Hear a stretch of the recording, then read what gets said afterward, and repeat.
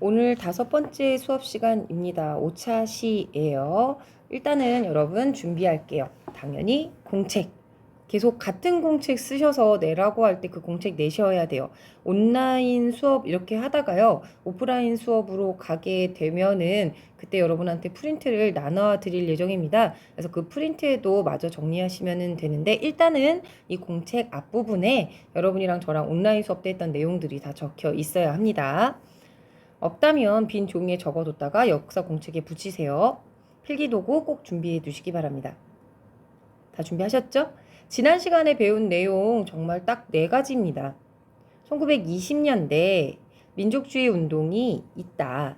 네, 민족 운동이 있는데 민족주의 계열이 있는데 이들은 실력을 양성해서 독립하자라고 하는 세력으로 물산장려 운동과 밀립대학 설립 운동을 했다. 사회주의 계열이 있는데 이들은 암태도 소작쟁이와 원산 총파업 등 소작쟁이와 노동쟁이를 주도했다라는 거 기억해 두시고요. 여기서 암태도 소작쟁이만 성공합니다. 이거 지도로 꼭 기억해 두세요. 지금 이거는 이 장은요. 시험에 제일 많이 나오는 부분이라서 이렇게 정리를 다시 하는 거예요. 민족주의 계열과 사회주의 계열은 이 지도를 통해서 봤을 때 평양에서는 물산 장려 운동, 구호는 내 살림 내 것으로, 경성을 중심으로 한 밀립대학 설립 운동은 다 이렇게 긴데 이거 하나만 기억할게요. 한 사람당 1원씩 내자. 요것만 기억할게요. 그리고 암태도는 1923년. 이렇게 이상하게 연도가 많이 나오고 성공했다는 것까지 잘 기억해 두시면 좋겠네요. 그리고 원산에서 1929년 원산 총파업은 있었지만 실패했다. 지도랑 연결해서 시험에 자주 나오니까 기억해 두시기 바랍니다. 1929년입니다. 오늘 배울 내용입니다. 1920년대 민족운동 굉장히 활발히 일어났던 시기인데요. 그 2번째 시간입니다. 1920년대 질문입니다. 일제강점기에 우리나라에 왕이 있었을까요? 없었을까요? 만약에 왕이 있었다면 그는 누구일까요? 왕은 있었습니다. 바로 순종입니다. 순종은요, 1874년에 고종과 명성황후 사이에서 태어난 아이입니다. 1907년에 재위하죠. 1907년에 헤이그 특사 파견으로 고종을 강제 퇴위시킨 일본이 바로 이 순종을, 고종의 아들인 순종을 황제로 즉위시킵니다. 그리고 나서 일본의 점령을 당하게 되는 일제강점기 이후에는 일본령 조선국 이황으로 존재하게 됩니다. 그 혹시 기억하실런가 모르겠는데요. 대한제국 시절에 고종의 커피에 독극물이 타져 있었던 사건이 있었던 거 혹시 기억하시나요? 그때 고종은 커피 맛이 이상하다고 생각해서 그냥 뱉었는데 순종은 그 커피를 다 마시고 나서 피를 토했다. 그리고 잇몸이 다 상해서 치아를 다 지금으로 따지면은 그 뭐죠, 여러분? 가짜 치아 하는 거? 그걸 할 수밖에 없었다라고 할 정도로 굉장히 많이 다쳤거든요. 그래서 그 일제강점기 때 사람들이 이런 얘기를 했어요. 많이 다쳐서 약간 바보스럽다. 그렇게 몸이 약하다. 이런 식으로 인식되었는데 순종은 이렇게 한 번 본 거는 잊지 않는 굉장히 명석한, 잘 외우는 걸 굉장히 잘하는 그런 사람이었다는 얘기도 있어요. 아무래도 일본이 강제 점령한 그 시기에 좋은 얘기를 했을 리가 없죠. 하지만 몸은 좀 약했던 것이 사실인 것 같습니다. 1926년 4월에 돌아가시게 됩니다. 그러면 1926년 요 해를 볼 건데요. 순종이 죽었어요. 네, 문제를 한번 내볼게요. 고종이 죽었을 때 일어났던 사건이 있습니다. 그죠? 고종의 인산일날 3.1운동이 일어났죠. 전국적으로 대대적인 운동이고요. 일본의 식민통치 방법이 바뀔 정도로 큰 영향을 미쳤던 운동입니다. 이번에는 1926년 순종이 죽었습니다. 사람들이 가만히 있었을까요? 무언가를 했을까요? 무언가를 하자라고 생각을 했고요. 그런 움직임이 있을 것으로 예상한 일본도 긴장하고 있었던 1926년 5월 6월 달에 6월 10일 날 만세운동이 일어나게 됩니다. 계획은요. 천도교, 동학의 후손이라고 생각하시면 돼요. 그 사람들이랑 조선공산당이 같이 하게 됩니다. 조선공산당은 사회주의자고요. 천도교는 민족주의 계열인데 이때 잠시 손을 잡아요. 서울의 학생을 중심으로, 지방은 일반 대중을 중심으로 우리 이날, 그러니까 순종의 장례식 행렬이 지나가는 인산일이었거든요. 3.1운동 때처럼 이렇게 약간 결의문 같은 거 써서 경문으로 돌리고 같이 만세하자라고 계획을 했습니다. 그런데 사전에 발각이 돼요. 조선 공산당의 권우설 등이 인쇄 경문 5만 부를 했는데 다른 사건 때문에 일본 경찰들이 인쇄소를 뒤지다가 발각이 됩니다. 그래서 핵심 인물 17명이 연행돼서 아예 6월 10일 전에 발각돼서 만세 운동을 못할 판이었어요. 그러면 여러분 같으면 어떻게 할래요? 어른들이랑 같이 6월 10일 날 만세 운동하기로 했는데 어른들이 싹 다 잡혀갔어요. 여러분은 그냥 집에 있을래요? 아니면 그래도 할래요? 이 당시에 학생들은 야, 우리라도 하자라고 하면서 학생들이 중심이 돼서 만세 운동을 하게 됩니다. 순종의 인산일날 6월 10일 날 중앙 고등보통학교 학생들 3, 40명이 그 종로에서 지금으로 치면 옛날에 극장이 있었던 자리인데요. 거기서 경문 1천장을 날리면서 태극기를 흔들면서 만세를 외쳤습니다. 거기서 끝난 게 아니고요. 근처 다리에 모여 있었던 보성고등학교 학생들도 만세를 외쳤고요. 다른 지역에 있었던 연희전문대학 고학생들도 그리고 지방에 있는 곳으로 쭉 확산이 되면서 6월 10일 날 만세 운동이 전개됐어요. 이들은 약간 이전보단 좀 다양한 이념과 구호가 등장하게 됩니다. 뭐 예를 들면 학생들이었기 때문에 의무 교육을 확대하고 조선인 교육에 차별을 하지 말자, 기타 등등 다양한 얘기들을 막 쏟아내면서 만세 운동을 했습니다. 하지만 진압됐어요. 시위대를 해산시키고요, 체포하고요. 학생들 같은 경우에는 뭐 여러 가지 그 당시에 뭐 퇴학도 시키고요, 뭐 정학도 시키고 했습니다. 하지만 이 60만세 운동을 계기로 독립운동의 중심에 학생이 약간 독립적으로 서게 되는 주체로 부상하게 되는 계기가 되는 게 1926년 순종의 서거를 기점으로 하는 60만세 운동이었어요. 1920년대 민족운동이 이 60만세 운동을 전후로 또 한 번 더 큰 변화를 겪게 됩니다. 민족주의 계열, 선생님이 지난 시간에도 잠깐 얘기했지만 약간 민족주의 개혁은 실력을 먼저 쌓고 독립을 하자는 사람들인 거잖아요. 현실적이라고 볼 수도 있긴 하지만 약간 기회주의적이라고 볼 수도 있는 게 물산장려 운동이랑 밀립대학 운동이 일본의 강압으로 결국 실패로 끝나게 되자 야, 독립 안 되는 거 아니야? 그러면 독립을 요구할 게 아니라 일본 안에서 조선인이 스스로 다스릴 수 있게 자치를 요구하자. 차라리 그게 현실적이야. 아, 지금 독립을 요구해봤자 될 것도 아니라고 하면서 자치론자가 등장하게 됩니다. 이 사람들은 타협한다라고 해서 타협적 민족주의자라고 해요. 그런데 이들이 딱 등장을 하자 이 사람들 저 사람들 완전 친일파, 기회주의자라고 하면서 우리는 절대 타협하지 않겠다. 비타협적 민족주의자로 민족주의 계열이 크게 두 개로 나뉘게 되는 게 1920년대입니다. 특히 60만세 운동을 계기로 확실하게 쫙 나뉘면서요. 자치론자들이 이런 얘기를 더 했거든요. 1924년 일인데요. 이광수라는 사람이 동아일보에서 이런 종류의 정치운동은 해외에서나 가능한 거고 우리는 안 돼. 조선 안에서는 누가 허하는 거죠? 조선 총독부에서 허하는 범위 내에서 정치적 결사를 조직해야 돼 라고 하면서 그냥 일본이 허하는 내에서 조선인끼리 다스리자, 자치하자 라고 주장을 하게 됩니다. 그러면 여러분 말이 좋아 자치죠. 자치? 그러면 독립하자는 걸까요? 아닐까요? 자치는 스스로 다스린다는 뜻이고 일본 식민 지배를 인정한다는 게 전제입니다. 독립은 우린 절대 일본 식민 지배 인정 못한다. 당장이라도 독립하자라고 하는 쪽이죠. 그래서 민족주의자 안에서 완전 사이가 나빠지면서 갈리게 됩니다. 자치론자는 민족주의자. 지금 선생님 사실은 이런 사람들 친일파는 아닐까라는 생각을 하게 되는데요. 사실 이 사람들은 뭐 이렇게 얘기하면서 마음의 위안도 없고 스스로 굉장히 합리적이라고 생각했을 것 같아서 선생님도 이 당시에 일제 식민 시기에 지식인으로 있었으면 이런 주장이 혹하지 않았을까 싶어요. 굉장히 무섭게 다 진압하고 통치하고 국제 정세상 우리나라가 독립하기는 힘들 것 같고 그러면 이런 얘기 하지 않았을까? 이런 식으로 생각하면 좀 더 마음 편하지 않았을까 싶은데요. 여러분은 어떠세요?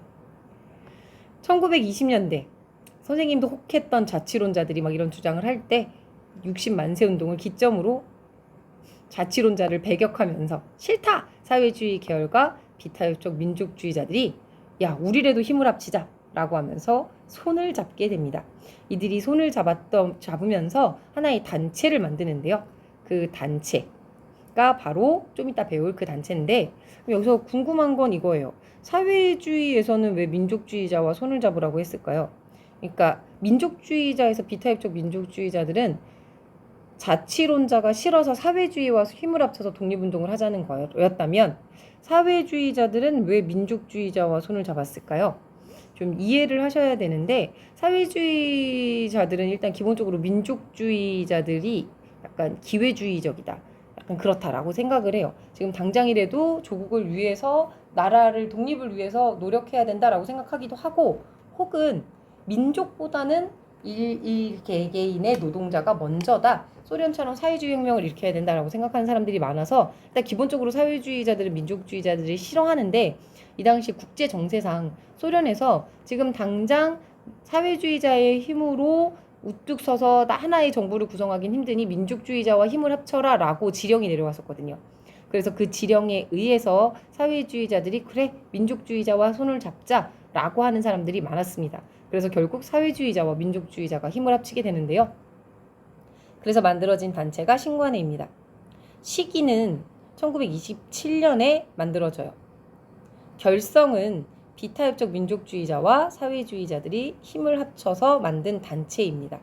특징은 합법단체예요. 여기 좀 신기하죠. 여러분, 그 1907년에 우리 독립운동을 위해서 만들어진 단체가 신민회라고 있었어요. 민자, 신민회. 신민회는 비밀단체였어요. 신민회는 비밀단체였고요. 여러 가지 독립운동을 위해서 여러 가지 단체를 만들기도 하고 뭐 여러 가지 했잖아요. 그런데 이 신간회는 일본의 허락을 받고서 국민을 계몽하기 위한 단체로 합법단체였다는 게 굉장히 중요합니다. 여러분 잘 기억해 두세요. 그럼 이들은 이 당시에 일본의 감시하에서 어떤 운동을 했냐? 일단 창립일부터 먼저 살펴볼 텐데요. 1927년 2월 15일 창립 당시 대회 모습입니다. 1927년 2월이었고요. 회원은 약 이 당시에는 250명 정도였대요. 청중 1000여 명 정도가 구경하러 왔었고요. 이후에 회원 수는 4만 명까지 늘고요. 지방에 140여 개의 지회가 생겼다고 하는데, 그 지회의 모습들 살펴볼게요. 그 안동의 신간의 회원들의 모습입니다. 그리고 나주에 있던 사람들의 모습이고요. 그리고 신의주에서 모였던 신간회 회원들의 모습이에요. 이 사람들이 그 지역에서 신간회를 만들어서 무슨 활동을 했냐면요. 합법적으로요. 신간회 강령까지 한번 살펴볼게요. 우리는 정치적, 경제적 각성을 촉진한다. 이걸 정신을 바짝 차려야 된다. 각성해라 라는 얘기입니다. 그리고 두 번째, 우리는 단결을 공고히 한다. 사회주의자와 민족주의자는 일단 기본적으로 서로를 그렇게 좋아하지 않거든요. 그래서 단결하자. 그리고 우리는 기회주의를 일체 부인한다. 여기서 말하는 기회주의자는 자치론자들이겠죠. 그래서 이런 강령을 내밀면서 어떤 활동을 했냐면요. 민중을 계몽, 순회 강연회 같은 걸 합니다. 여러분이 지금 이런 상황에 있습니다. 여러분 생각하셔야 돼요. 라고 얘기하기도 하고요. 노동과 농민운동을 지원하고요. 여성운동, 청년운동 같은 거를 식민지배 하에서 민중들의 각성을 위해서 계몽운동을 펼치고 있었던 단체인 거죠. 그러면 여성단체인 근우회까지 조직을 했는데요. 어떤 활동들을 좀 더 구체적으로 했는지 살펴보면 신간회가 얼마나 대단한 단체인지 알 것 같아요. 이거는 그 역사전을 그날이라는 곳에서 잘라온 편집해온 건데요. 경상남도 갑상군이 방화 소식을 들은 신간회가 조선총독부에게 연락을 항의합니다.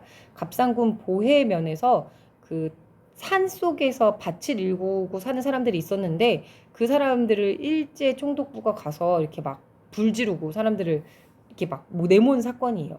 이거에 대해서 열렬히 항의를 해요. 열렬히 항의를 하자 이틀 동안 대책을 결의하여 큰 성과를 내었다. 이런 식으로 여러 가지 활동을 하게 됩니다. 식민통치하에서 조선인들을 위한 활동을 하는 거죠. 이런 사건도 있었어요. 영천에서 폭행 사건이 일어나자 사람을 파견해서 경찰에 사고를 요구합니다. 그래서 계속 이렇게 알리는 거예요. 조선인들이 이런 억울함을 당하고 있다, 이런 일들을 당하고 있다, 이렇게 처벌해달라, 사과해달라라고 요구하면서 많은 활동을 했던 게 신간회예요. 이렇게 약간 많은 계몽 활동을 하고 이렇게 여러 가지 활동들을 하자 일본은 이거 눈에 가신데, 이거 없애고 싶은데 라고 생각하다가 어떤 한 큰 사건이 일어나자 지도부들을 몽땅 잡아가요. 그리고 다른 지도부들이 들어오게 되는데, 그 사람들이 약간 온건적 민족주의자들이었어요. 그래서 지도부가 소극적으로 변하게 됩니다. 그리고 국제사회주의 지침이 변화해요. 사회주의자들이여 민족주의와 연대하지 말아라 라고 소련에서 지령을 내리게 코민테른에서 지령을 내리게 되는 거죠. 그래서 나 이제 신간에 안 해 라고 사회주의자들 내에서 이탈하는 사람들이 생겼고요. 일제 탄압이 꾸준히 이루어져서 결국 1931년에 해소하게 됩니다. 해소는 해체는 아니에요. 다음에 다시 만나자 라고 하면서 일단 잠정 중단한 걸 해소라고 합니다. 아직 신간해가 해소되기 전에 신간의 해소에 큰 영향을 미쳤던 어떤 큰 사건이 있었는데요. 그 사건으로 지도부가 다 잡혀가게 돼서 결국 지도부가 소극적으로 변하게 되는데 그 사건도 한번 살펴보도록 할게요. 광주 학생 항일운동입니다. 정말 어마어마한 사건인데요. 1929년에 일어났던 사건이에요.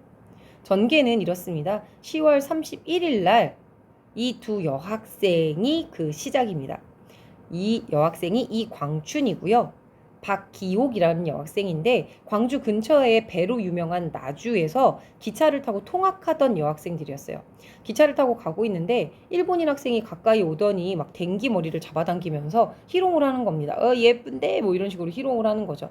그러자 이 박기옥이랑 이광준이 막 그 조선인 학생들이랑 일본인 학생들이 막 가득 찬 통학 열차에서 이러지도 못 저러지도 못하고 이렇게 난처해하고 있을 때 박기옥의 사촌 남동생 박준채가 계속 지켜보고 있어요. 그 열차 안에서 계속 노려보고 있다가 광주역에서 내리자마자 그 일본인 학생을 찾아가서 따지면서 사과하라고 하게 됩니다. 그러자 그 일본인 학생은 뭐야 얘는 이러면서 둘이 투닥투닥 전쟁처럼 싸움이 일어나게 되고요. 그 주변에 있었던 일본인 학생들과 조선인 학생들이 패싸움까지도 일어나게 됩니다. 패싸움이 일어났으면 양쪽 다 싹 다 잡아가야 될 텐데 일본 경찰이 오더니 조선인 학생들만 잡아가고 일본인 학생들은 그냥 데려가서 그냥 풀어줬어요. 그러자 조선인 학생들이 굉장히 화가 나 있는데 그 다음날 신문에 조선인 학생들이 잘못됐다는 식으로 신문 기사까지 나게 됩니다. 그러자 화가 난 조선인 학생들이 10월 31일이랑 11월 1일 날 침묵 시위를 하게 돼요.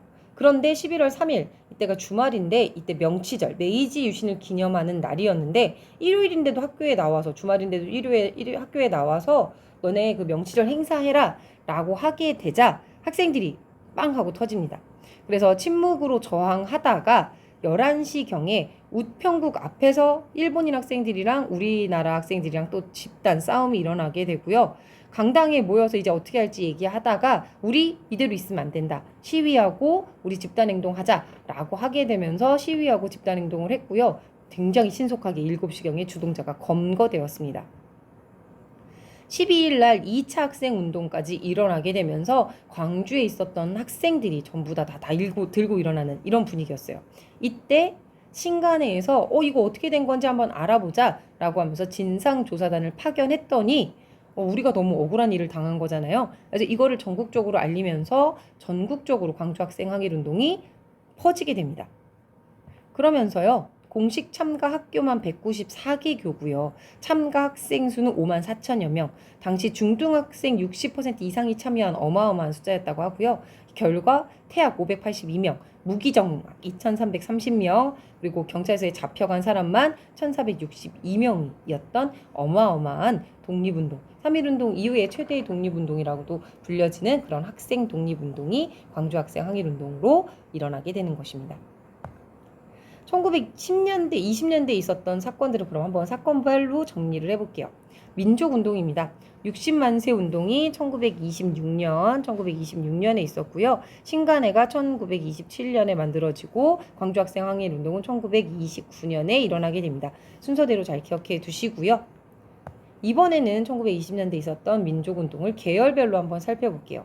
민족운동, 민족주의 계열과 사회주의 계열로 나누는데 민족주의 계열은 자치론자와 비타협적 민족주의자로 나뉘고 이들이 60만세 운동 등의 영향으로 힘을 합쳐서 신간회를 만들어 여러 계몽 활동을 했다라는 내용 기억해 두셔야 됩니다. 그럼 이제 그대로 한번 적어보는 시간 가져볼게요. 좀 내용이 많아요. 그래서 요거를 표로 잘 이렇게 구현하셨으면 좋겠어요. 먼저 60만세 운동 1926년에 있었는데 배경은 순종의 서거. 사회주의와 일부 민족주의자들이 힘을 합쳤는데 발각이 돼서 학생이 주도해서 끝까지 운동을 했다라는 내용만 기억해 두시면 됩니다.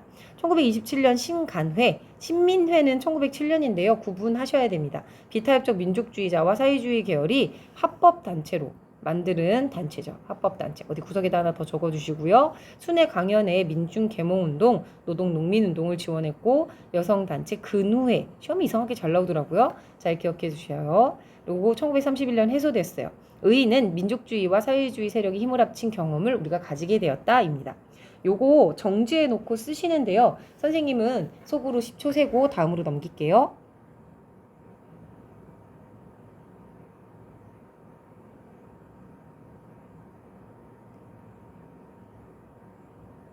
넘길게요.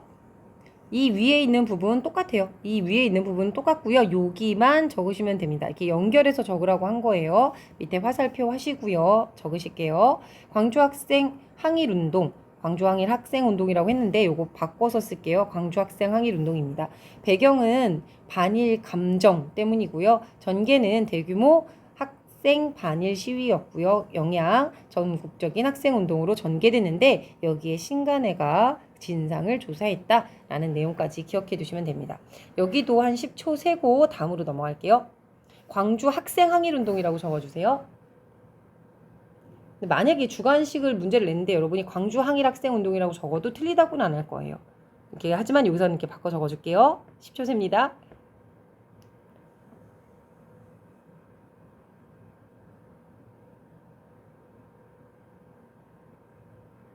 다 적으셨나요? 다 못 적었으면 정지하시고요. 다음으로 하나 더 있어서 넘어갈게요. 요거를 이해를 하셔야 됩니다. 민족주의 계열과 사회주의 계열이 있는데 민족주의 계열은 자치론자와 비타협적 민족주의로 나뉘었다. 비타협적 민족주의와 사회주의 계열이 힘을 합쳐서 신간회를 만들었는데 60만세 운동이 이들이 힘을 합치는 데 영향을 주었고 신간회에서는 광주학생 항일운동의 진상조사단을 파견했다라는 내용 기억해 두세요. 순서를 묻는 문제도 많이 나오고요. 이런 식으로 객관식 문제 나와요. 신간회는 60만세 운동의 진상조사단을 파견하여 전국적으로 이 만세 운동을 확산시켰다. 맞나요? 틀린가요? 틀리죠. 신간회가 만들어졌을 땐 60만세 운동은 이미 이전에 일어난 운동이에요. 그래서 틀려요. 그 앞뒤 관계를 잘 기억해 두시면 좋겠습니다. 또 10초 세고 영상 끝 화면으로 넘어갈게요. 다 못 적으신 분은 정지해 두시면 됩니다. 다 적으셨나요? 수업은 일단 끝입니다. 이제 줌으로 들어가서 여러분 적으신 거 확인하고 수업 종료하도록 하겠습니다. 고생하셨습니다.